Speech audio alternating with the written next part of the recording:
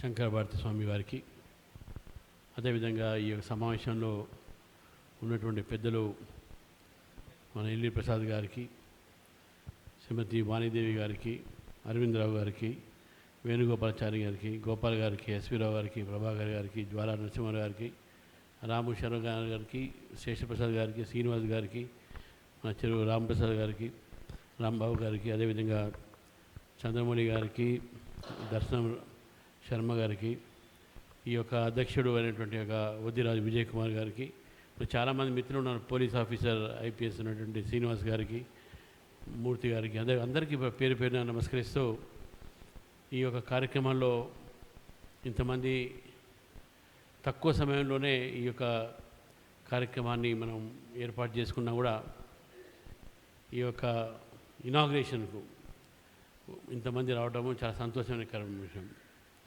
ముఖ్యంగా ఇంతకుముందు ఎల్లి ప్రసాద్ చాలా విషయాలు చెప్పండి, ఎక్కువసేపు చెప్పకుండా కేవలం నేను ఎప్పుడు చెప్తూ ఉంటాను, బ్రాహ్మణ బహుజన ప్రియులు మనము ఆఫీసర్స్గా ఉన్నా, బ్యూరోక్రాట్స్గా ఉన్నా, రాజకీయ నాయకులుగా ఉన్నా, ఏది ఉన్నప్పుడు కూడా బ్రాహ్మిన్స్ ఒక సమాజంలో వారి పట్ల ప్రజలకు ఒక రెస్పెక్ట్ అని ఉంటుంది.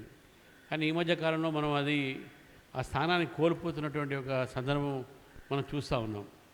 కాబట్టి ఈ యొక్క సందర్భంలో ఈ centre for excellence, Brahmin excellence అనేది రావడం, దీంట్లో అనేకమైన ఆలోచనతో ఉన్నది.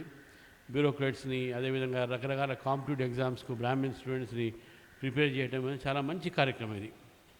రెండో విషయము, బ్రాహ్మిన్స్ అనేది మన సనాతన ధర్మాన్ని, భారత సంస్కృతిని రక్షించేవాళ్ళు. మనం కాశ్మీర్ నుంచి కన్యాకుమారి దాకా, అటు అస్సాం నుంచి అహ్మదాబాద్ దాకా ప్రతి భారతీయుడు, ప్రతి ఒక్క బ్రాహ్మణుడు మనకు గాయత్రి మంత్రము, అదే పద్ధతిలో ఉన్నటువంటి మనం సనాతన ధర్మంలో ఉన్నటువంటి రిచువల్స్ మనం చేస్తాం. దాన్ని బట్టి ఈ భారతదేశ అఖండతని ఒకటి, భారతదేశ సంస్కృతిని ఒకటి, ఈ సనాతన ధర్మాన్ని ఒకటి కాపాడేది మనం. కాబట్టి మన పైన సమాజంలో పెద్ద బాధ్యత మన మీద ఉంటుంది.